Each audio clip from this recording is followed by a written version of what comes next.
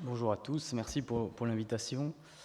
Alors, on a pensé que c'était intéressant de changer l'ordre des présentations avec Laurent parce que les bases de l'entraînement aérobie viennent d'être posées et je vais enchaîner sur cette idée. Et j'ai été un peu scolaire sur le fait que je suis vraiment parti du stade pour aller au centre de réadaptation. Alors, ça sera peut-être un peu dense, mais je vais essayer d'être le plus synthétique possible. Alors, je n'ai pas de conflit d'intérêt. Donc, comme on vient de voir, l'objectif, à la fois sur le stade et le centre de réadaptation, c'est notamment d'augmenter la performance aérobie, le VO2 max chez l'athlète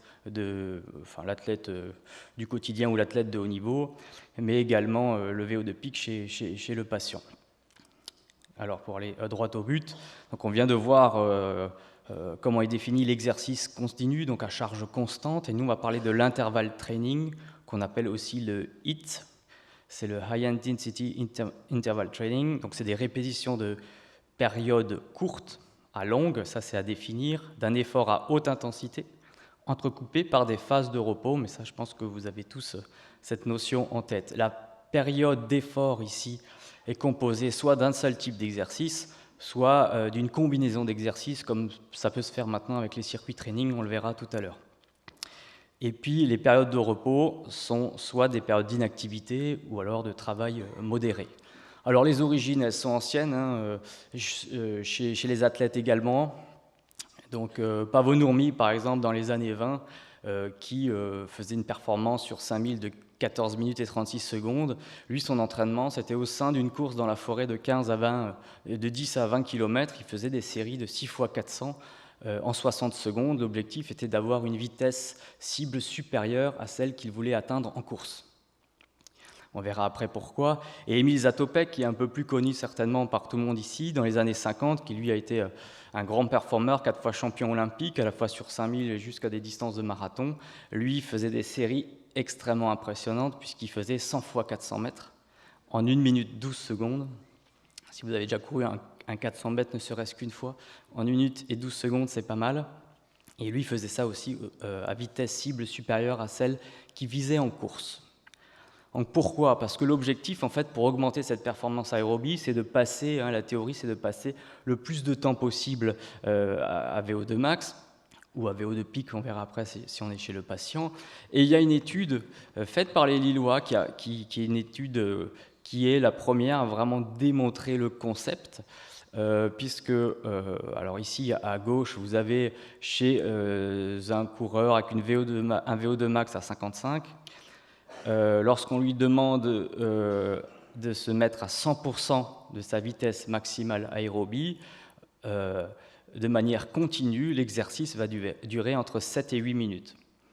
Ensuite, on va demander à cette même personne, bien sûr, c'est un groupe de sujets dans l'étude, de se mettre à 110% de la VMA, mais d'alterner des phases d'exercice de 15 secondes et puis avec 15 secondes de repos.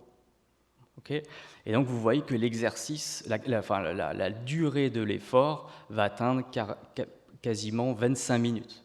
Donc on voit quadrupler le temps d'effort et le temps passé à VO2 max, et c'est ça qui est intéressant. Bien sûr, le concept est le même à 120% et à 130%, et même à 130%, on arrive encore à passer beaucoup de temps à VO2 max pour un temps finalement d'exercice qui est bien moindre.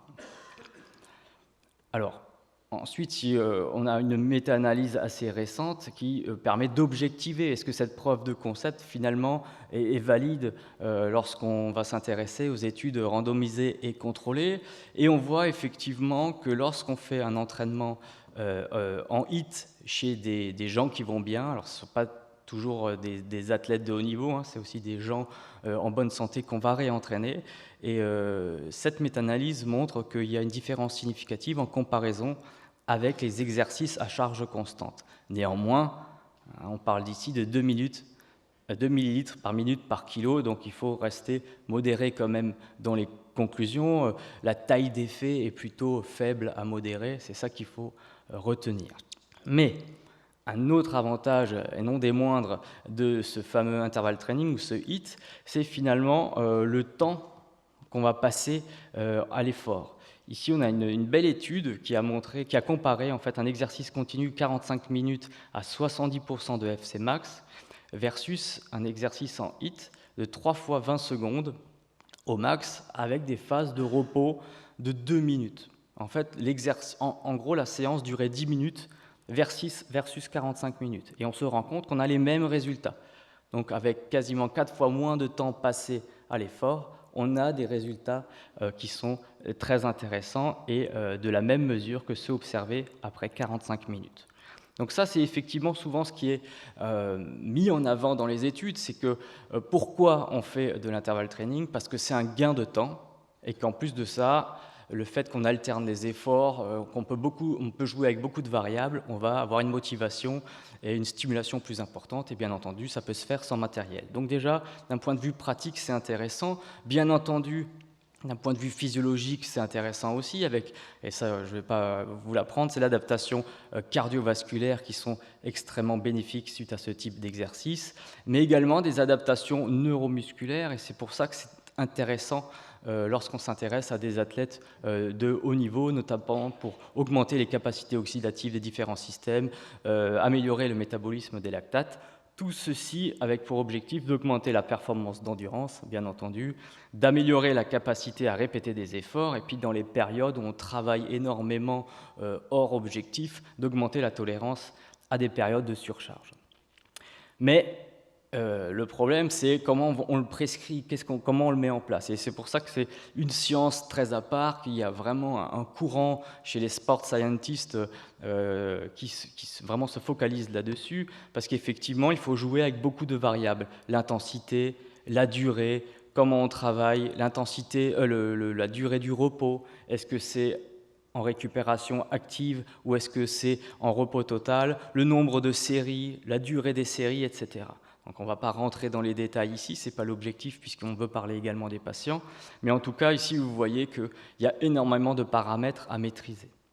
Alors comment on peut déjà mettre ça en place? Déjà on commence par lire la Bible du HIIT, qui a été publiée en 2013, mais qui est régulièrement mise à jour si vous allez sur les sites internet des deux auteurs, Martin Buchheit, qui est coach performance au PSG actuellement, et puis Paul Lorsen. C'est un article en 2 volets sur finalement les adaptations cardiovasculaires au HIIT et la manière dont on va le programmer, et puis la partie 2 plus sur les adaptations neuromusculaires. Mais en tout cas, ça nous permet de faire un point sur tout ce qu'il existe actuellement dans ce domaine de l'intervalle training.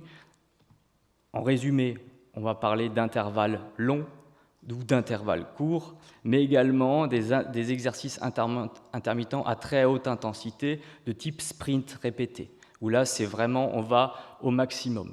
L'idée, quand même, c'est de pas se dire, lorsqu'on va aborder ce type d'exercice, c'est pas de se dire, je vais tout donner, je vais me donner à fond, et puis c'est ça qui va faire que je vais progresser plus. Le no pain, no gain, c'était un peu ça, au début, la philosophie de cette approche, mais c'est pas du tout ça, c'est beaucoup plus standardisé que ça, il faut être prudent avec ça.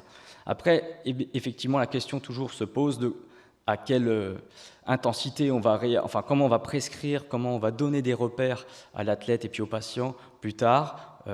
Donc ça, c'est des choses qui sont souvent discutées, mais de plus en plus, même chez les athlètes de haut niveau, on va être sur les perceptions de l'effort, sur le ressenti. Donc voilà, en fonction finalement, en fonction de l'activité physique, bien entendu, vous avez différentes qualités physiques et c'est ça qui va vous permettre d'adapter les différentes prescriptions et les préparations physiques chez les athlètes. Donc ici, c'était juste un exemple parce qu'au laboratoire, on avait un préparateur physique qui a fait une thèse de physiologie au rugby club de Toulon, à l'époque où il gagnait. Et donc voilà, on fait des choses très basiques où en fonction de la vitesse maximale détectée après une épreuve d'effort sur le terrain, on se rend compte qu'on peut travailler en parallèle de manière collective, même si nos vitesses individuelles sont différentes, mais surtout de manière intéressante. Maintenant, on va mixer ça avec des circuits de training où finalement on peut beaucoup plus inclure des phases de jeu avec ou sans ballon, par exemple, si on parle de sport collectif de ballon, avec des changements de direction, tout ceci en stimulant toujours en étant proche de son VO2 max pour progresser dans ses capacités aérobies. Alors on va parler également donc de ce qui se passe dans le centre de réadaptation, et comme l'a dit Bruno tout à l'heure, effectivement, il y a des méthodes qui commencent à être un peu plus anciennes maintenant, qu'on appelle le méthode le SWIT, qui a été publié dans les années 80 par Jiménez, et puis ensuite qui a été remis au goût du jour par l'école strasbourgeoise de Lansdorfer. Avec le PEPS, effectivement, il s'agit de 6 ou 9 créneaux de 5 minutes avec 4 minutes à intensité modérée et 1 minute à une intensité élevée. Et les résultats sont relativement intéressants. Ils sont bien publiés dans plein de pathologies cardio-respiratoires, incluant le greffé cardiaque dans la littérature. Alors, ça a fait un petit peu plus parler les réadaptateurs récemment sur le HIIT, parce qu'en fait, c'est toute une école dans les pays nordiques qui fait faire du HIIT à très haute intensité chez des patients coronariens et insuffisants cardiaques. Donc là, c'est un protocole qui a été publié en 2004, et puis en 2002, il y avait le papier dans Circulation pour les patients insuffisants cardiaques, qui était le même protocole. Donc c'est de la marche sur tapis roulant pendant 10 semaines, 3 sessions par semaine. Donc soit on fait un HIIT, donc un intervalle training avec 4 minutes à 90% de FC max, donc une phase de 4 minutes à intensité max, puis un repos actif 3 minutes à 50 à 70% de FC max en fonction de la capacité de récupération du patient, versus des exercices de 40 minutes à 50-60% de FC max. Et on se rend compte qu'il y a des réponses très intéressantes et très significatives en comparaison entre les deux protocoles en faveur de l'intervalle training ici, plus 3,3 ml d'O2 par minute par kilo après 10 semaines, ce qui était relativement intéressant. Mais bien entendu, ça a été assez discuté dans la littérature, puisque enchaîner des périodes à 95% de FC max chez le patient, on peut douter un petit peu de la faisabilité au quotidien. Mais ça a été publié également, ce que je vous disais tout à l'heure, chez l'insuffisant cardiaque, et on se rend compte quand même, et c'est ça qui est intéressant, c'est que quand l'intervalle training est mis en place chez ces patients, les bénéfices à long terme sont plus importants et clairement significatif. Donc ça aussi, c'est quelque chose à garder en tête pour finalement le devenir du patient quand il quitte le centre de réadaptation. Encore une fois, une méta-analyse qui fait le point, et c'est un petit peu moins optimiste que ce que je viens de vous présenter. On va faire vite, mais en gros, on se rend compte qu'effectivement, on a une différence significative en faveur de l'exercice intermittent dans les études randomisées contrôlées chez le patient coronarien, mais c'est une différence de 1,5 ml d'O2 par minute par kilo, et c'est principalement quand même tiré par l'étude des Norvégiens. Donc il faut prendre ça avec prudence. Il n'y avait pas d'autres différences significatives pour les autres paramètres, les facteurs de risque cardiovasculaire ou par exemple la fraction d'éjection du ventricule gauche. Les résultats sont identiques pour les patients insuffisants cardiaques. Par contre, ce qui était intéressant, c'est que les patients qui étaient impliqués dans les protocoles en intervalle training étaient plus observants que la réadaptation classique. Et puis ce qui est la manière dont on a posé la question, enfin quelle était l'explication, c'était certainement, il y avait plus de more fun pour les patients, c'était en tout cas plus motivant et plus plaisant pour eux. Voilà, donc bien sûr les gains, pourquoi les gains, les adaptations cardio-respiratoires, bien entendu, sont identiques, mais surtout c'est qu'on va améliorer la réduction des facteurs de risque cardiovasculaires, de manière très importante le profil métabolique de ces patients. Souvent vous avez des patients qui sont aussi diabétiques de type 2, donc c'est relativement intéressant comme approche. Lorsqu'on a un objectif de perte de masse grasse ou de masse grasse viscérale encore plus, on va avoir des effets très nettement supérieurs pour les programmes intervalle training. Donc au-delà du VO2 pic, il faut aussi voir les autres adaptations cardiovasculaires et périphériques que l'on peut atteindre. Donc dans le centre de réadaptation, alors je pense que je suis arrivé au bout, mais dans le centre de réadaptation, j'ai encore une ou deux minutes, oui. Ouais, ok.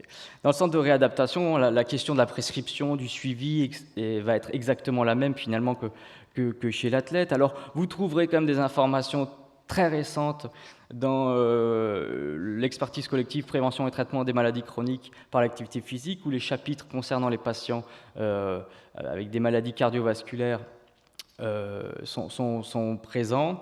Et puis il y a aussi l'HAS qui a fait des fiches de prescription d'activité physique et sportive, par exemple pour la maladie coronarienne stable, mais il y en a bien d'autres et ça peut aider à la prescription. Mais surtout, ce qui est très intéressant, c'est cette revue de 2017 qui fait clairement le point en fonction du profil du patient et de son statut fonctionnel, ici inférieur à 5 mètres ou ici supérieur à 5 mètres. Et en fonction de ça, sur 12 semaines, on va proposer des phases d'exercice à charge constante et puis on va peu à peu introduire des programmes avec de l'intervalle training, notamment avec des intervalles longs. C'est beaucoup plus simple à mettre en place que des intervalles courts. Il propose tout de même ici des intervalles courts, mais attention à la mise en place et les preuves scientifiques restent encore à démontrer. Juste, et je finis là-dessus, c'est que il y a toujours les discussions sur la sécurité de cette pratique chez le patient. Et ça, c'est une étude classique qui est classiquement montrée dans les congrès pour défendre l'intervalle training. Mais il y a d'autres papiers qui montrent qu'en fait, il n'y a pas plus de risques lorsqu'on fait ça de manière supervisée et en suivant les différentes recommandations que des patients qui se réentraînent à charge constante. Voilà. Merci pour votre attention.